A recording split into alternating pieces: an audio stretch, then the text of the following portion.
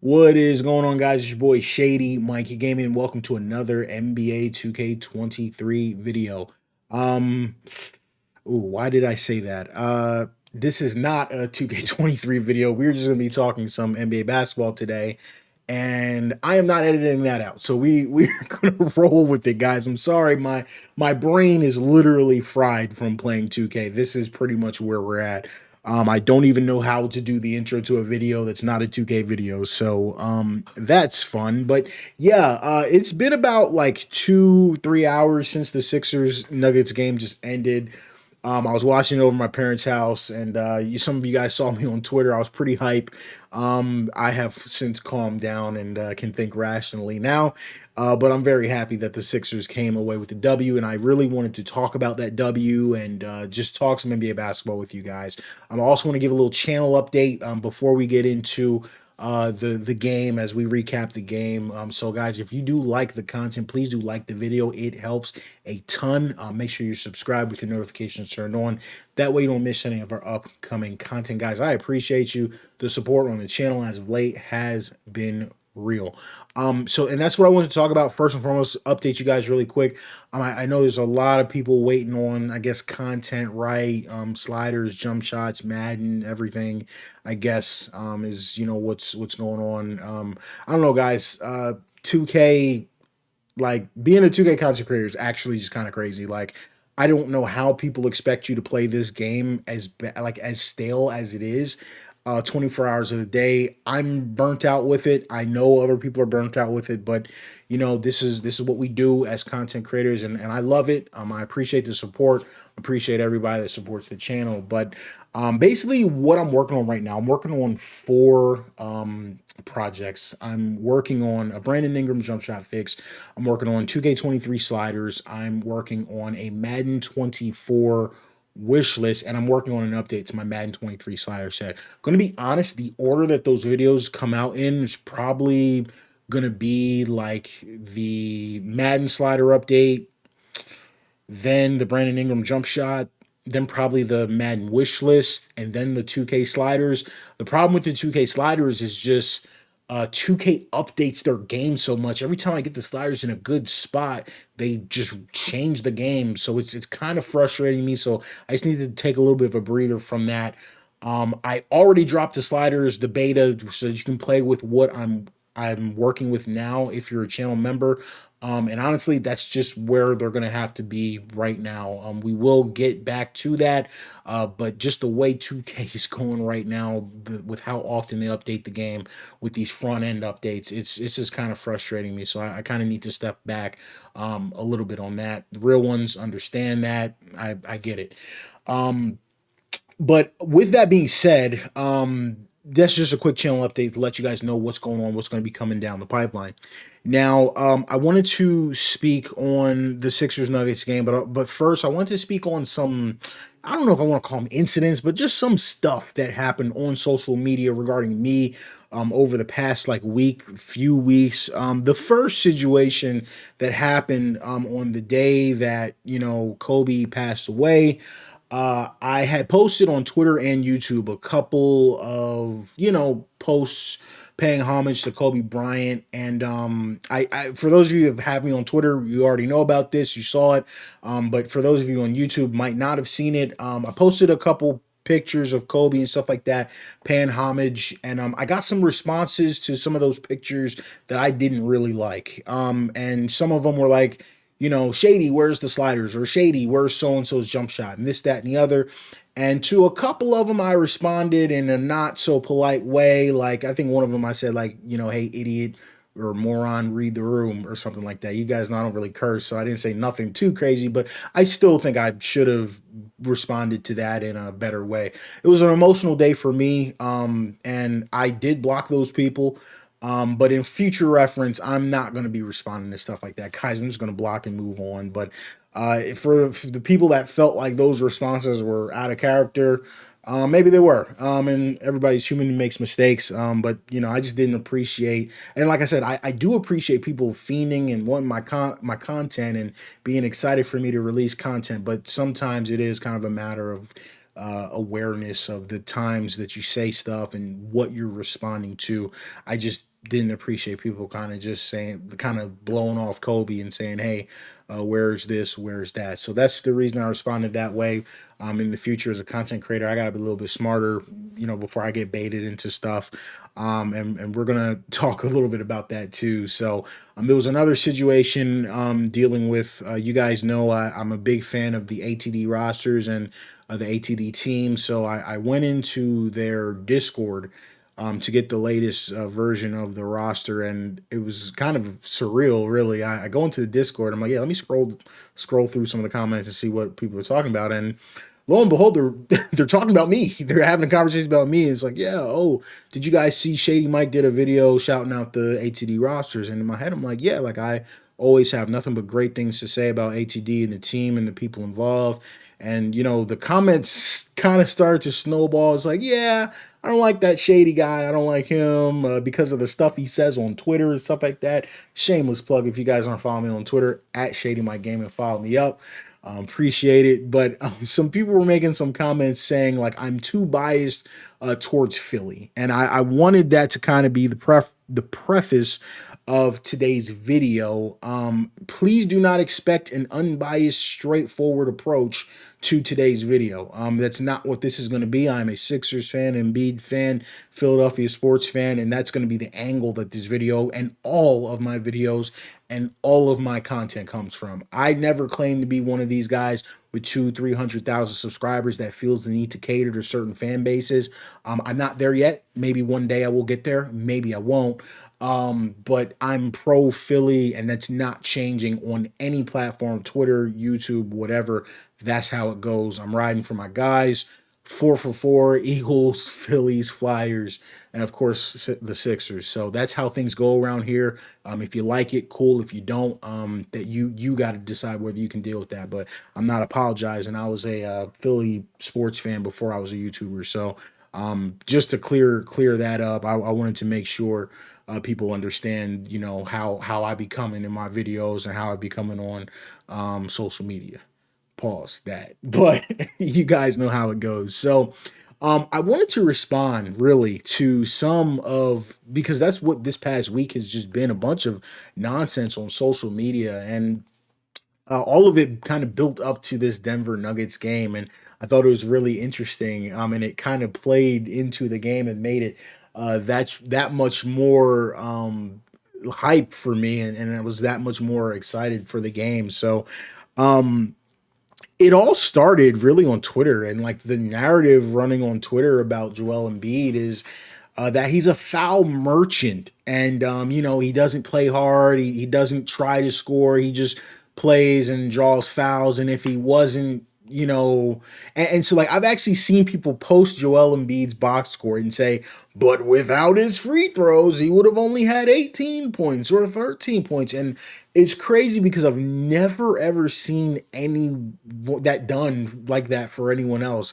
I was looking at the stats, like Giannis averages 2 more free throws a night than Embiid, but because he can't make them, like because he's worse at making the free throws he gets, he's not a foul merchant. So that's always been kind of the knock on Embiid, which real hoopers know, like if you're getting guys in foul trouble, that's because they can't guard you without fouling. So I've been around basketball, playing basketball for a long time. I've honestly never really heard that. Now, flopping is one thing, but like being a foul merchant, getting to the line and making your free throws is such a weird like diss for a player, and that's always been kind of the biggest quote unquote knock on Embiid. But we recently saw some comments from uh, Hakeem Olajuwon, the great Hakeem Olajuwon. I think he's probably, correct me if I'm wrong in the comments, you guys let me know, but I think most people would agree he's the best defensive player ever,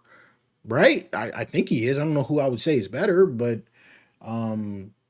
like maybe like a Bill Russell or something. But no, I think it would be Hakeem, right?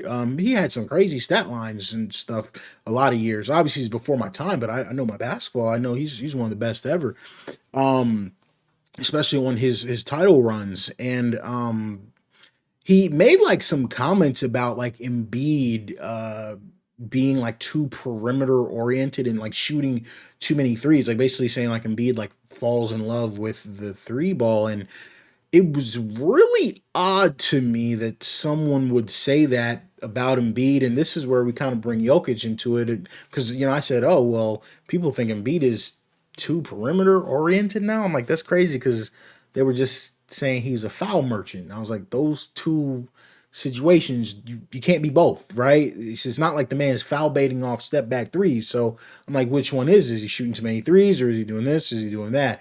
And so, we got into a huge discussion, argument, beef on Twitter with a bunch of people. And there was some blocks handed out. There was some, it was some real beef on Twitter. But the moral of the story is, as I started to look at the statistics, people are saying, oh, Embiid has already shot X amount of threes this year. But I'm like, Embiid's points per game are up like 4%. His field goal percentage is up like 6% from last year. And I was like, yeah, I just find it weird that Embiid takes just about the same amount of threes that Jokic takes, and yet I've never ever heard anyone say Jokic is too perimeter oriented. Like, it's just a kind of a weird like just a weird stance to take, I would say. So, I dove into the numbers a little bit and was looking at him be basically taking three threes a night.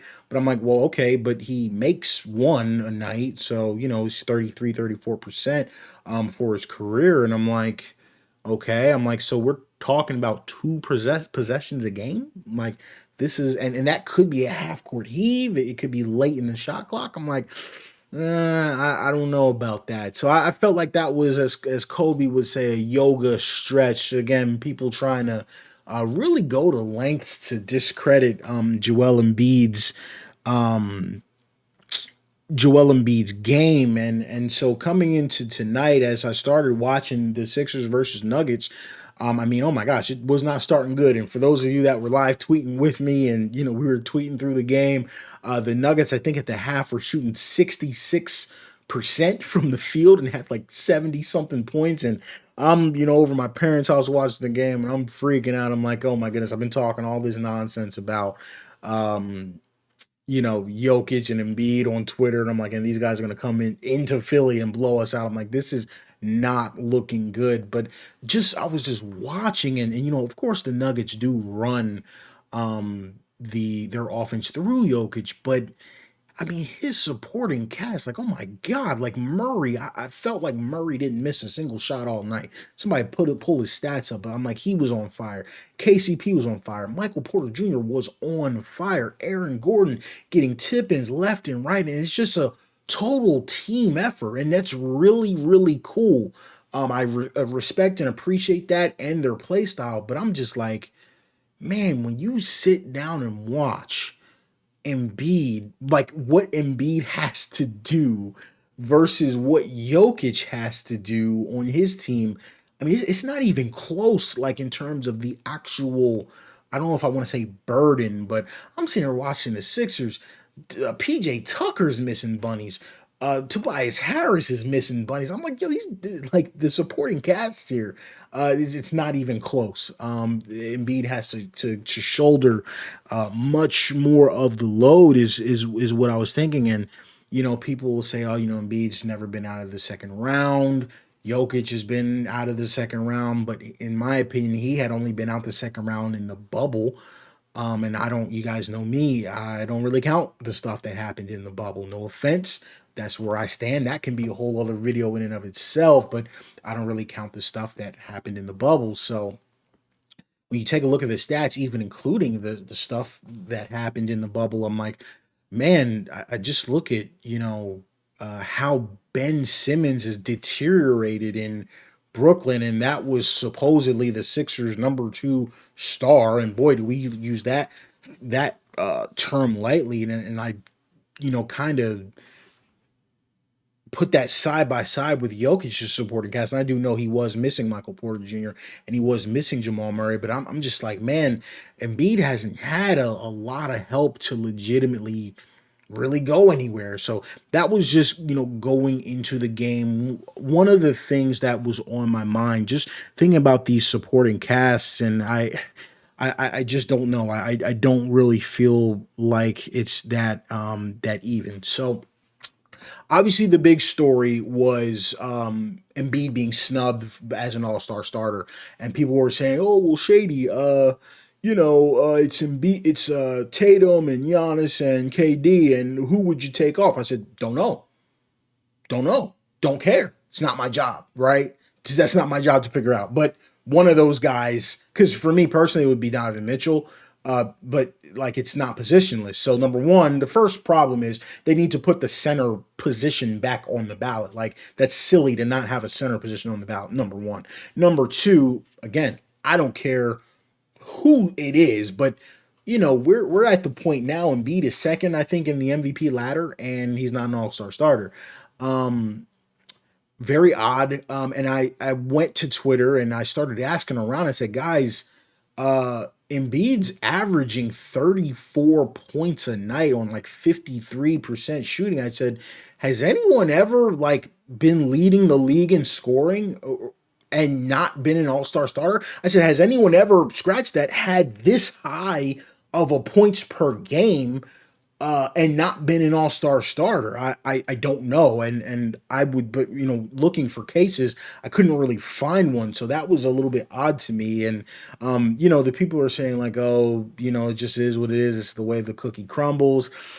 I don't think so. I don't think it's a coincidence. If you guys follow me on this channel and follow me on my social media for quite some time, you guys know I've said it. I've brought it up every time, and I think I've documented it pretty well. I think there's a legitimate bias against Philly athletes and Philly sports teams. I think there's enough evidence there. I think it was clear just by the media, specifically the Boston media, having Jason Tatum. You guys know I love Jason Tatum because I'm a Duke fan, but I mean, he's the number one vote getter from the media. I'm just not really with that. It kind of bothered me, not gonna lie. So, as a Sixers fan, we're very used to being snubbed for awards and things of that nature. We're used to it. We're not stressing over MVP awards and stuff like that. We want the big one. We want a title. And I said, hey, Embiid can go get a Finals MVP if that's what it's about. So the All-Star thing is what it is, and we'll deal with that. But I think everybody around the league, hoopers know, players know who should be starting in that All-Star game, and I think Embiid is just going to use that for fuel to be better. One of the last things that I wanted to talk about too was the actual game. Because so basically, what was happening was I was watching the game. At my parents' house, but during the third quarter, I had to drive home. I wanted to drive home and get back, to watch the fourth quarter at home. But I was kind of late, so I was driving home during the fourth quarter, and I'm just listening. Oh, I'm listening to the game on the radio. Boom and beat, boom, beat, boom, beat. Really putting work on Denver, because we were losing by quite a bit. I think the lead was as big as like 19 or something like that. And I was looking at the stats and I saw that Jokic, he scored two total fourth quarter points. The Nuggets obviously blew a double digit lead. And he was being guarded the whole quarter by PJ Tucker. He didn't even have him beat on him. And I just, the first thing that came to my mind was, what if the roles were reversed? Like, could you imagine the story the next day, the media, if Doc Rivers and Joel Embiid blew a double-digit lead and Embiid only had 2 points in the fourth? I mean, the media would have took it and ran with it. And I'm be honest, because it's Jokic, because it's the Nuggets, I doubt, I really doubt we're going to hear about that again. And that was kind of my problem going into the game, kind of the double standard of these guys, the Embiid versus Jokic, kind of like this narrative that Jokic is a made man and has nothing to prove, and this is all about Embiid. And I'm like, nah, man. Like, and I'm gonna just say this, and this is where I'm kind of gonna go off on the rails a little bit. To my experience, when I talk to NBA fans, when I talk to hoopers, I gotta be straight with y'all. There's a lot of people, a lot here in Philly and South Jersey that say, first of all, Jokic is a fraud. Jokic is fraudulent. his statistics are like, really big upped by statistical nerdy advanced metrics cats. Guys aren't pulling up Jokic highlights, we're pulling up highlights of hoopers, guys dunking on stuff and things of that nature. I'm not trying to pull up a Nikola Jokic highlight reel and watch this man do backdoor passes and dribble handoffs for 20 minutes. That's just me. A lot of people feel that way. If you don't, that's fine. We disagree, but I'm just letting you guys know a lot of like NBA fans and players don't hold him in an extremely high regard. Um and I'll take it to the elephant in the room because this was something I did see floated around just a little bit on Twitter. Some people were saying like, "Hey, I know a lot of people be afraid to talk about this and mention this. I'm not. I approach these topics with an open mind and open, But people are saying like, "Hey, is it a race issue? Is it a race issue? Do people just like Jokic because he's white and dislike Joel Embiid because he's black?" And I'm be honest, there were times early where I thought, could that be it? But when I started to break it down, I'm like, nah. I'm like, first of all, a lot of guys like Jokic over Luka. And I'm be honest, if you gave me one pick, I mean, for me personally, 30 times out of 30, I'm taking Luka. That's just me, the way I like basketball. I'll take a guy like Luka over a guy like Jokic any day of the week. A bunch of people will have different opinions on that. I don't want that to be, the whole focus of this video. But I realize no, just a lot of people hold Jokic in a very high regard. Why is that? Guys, it's not a race thing. It's a nerd thing. It's a stats thing. It's an advanced metrics thing. Most advanced metrics, I'm serious, a lot of these advanced metrics literally have Jokic as like the greatest basketball player ever. But when you watch the games, and this is why I was saying on Twitter, I called the one guy out. I said, dude, you don't watch basketball. You're a box score watcher. Because when you sit down and watch the games, Jokic is not only not as impactful on offense as a lot of people think he is, but he is a liability on defense when some of the advanced metrics will go as so far as to say not only is he not a liability on defense, but he's also strong on defense because of, deflected passes and steals every now and again. And, take it from me, trust me, I grew up watching Allen Iverson. I know he couldn't defend his shadow, but he got a million steals. You know what I mean? That doesn't always equate to good defense. And all of these advanced metrics from Jokic that say like his defensive box plus minus, the DBPM is actually better than Embiid and this, that, and the other. But when you watch the game, I'm like, oh, they're attacking Jokic, or oh, he's a liability on defense. Oh, they're subbing him out in a final second situation because he's not a good defender. And then when you get to see it side by side with a performance like we saw tonight from Embiid, the 47 points, the 18 boards, the 5 assists.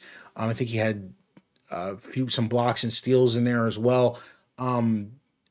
For me personally, I have these two players on different tiers. I don't even have them just the ability to impact the game, number one, on offense, to just be the guy. And then on defense, to anchor the defense. I don't even have these two players in the same tier.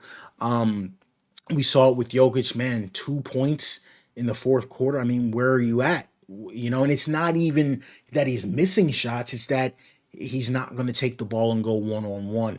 I mean, when those cutters aren't moving, those dribble handoffs are getting cut off because we're switching everything with 6'7" PJ Tucker, things start to fall apart, and that advanced metrics you start to see that doesn't hold up in real basketball. That's why I don't believe in the Nuggets system, and no matter what their record is during the regular season, I have them losing to not so hot teams in the playoffs. I think they would get upset by a team, by a team with a elite isolation scorer, or what I just like to call a guy. You know what I mean? Because I don't know that Denver has that. Murray, though, he's a good player. I like him. He's got the potential to be. He's a heck of a player. I really enjoy looking at his game. But as far as the Embiid versus Jokic stuff, we guys, we know they're gonna do whatever they want with that MVP. They'll give that trophy whoever they want. But it's these advanced metrics that guys are just not watching basketball every night. I watch, I tell you guys all the time, I watch basketball every night. I have watched every single dribble the Philadelphia 76ers have taken. And what that does is I get to also watch the teams that they play, and get an appreciation for the other teams too. And then, I watch the big primetime games too. Looking on the other screen now, they got Brooklyn and the Knicks on. So I got that on in the background. I watch a lot of basketball, and guys, sometimes I know those advanced metrics can be tough. They can paint a picture, guys, but numbers are numbers. You got to watch the game, you got to play the game, you got to know the game, you got to love the game. And when you do that, guys, you tell me in the comments. I guess because I know somebody will have something to say. I just don't see the scenario and how right now. Well, I'm not even gonna say right now, this year, last year, or the year before. I don't see the comparison between Embiid and Jokic. I just don't see it personally. But I'm seeing that through rose-colored glasses. I'm seeing that from a kid in South Jersey who has grown up watching, a kid that grew up watching the Sixers and still loves the Sixers. So that's always gonna be my bias. But I think that's also some of my hoop knowledge. So I just wanted to come out, talk about tonight's game. I don't do videos like this often, but there was a lot of stuff I wanted to tell you guys about the channel, about what we're going to be doing going forward and things of that nature. So keep it locked to the channel for more. We're going to have a lot coming here soon. Not going to post anything tomorrow because it's going to be Eagles and 49ers, so I will be watching that. But coming this week, we're going to be back on schedule. I look forward to seeing you guys in all my future videos. Other than that, guys, thank you so much for the support. I'll catch you guys in the next one. Peace. Threes.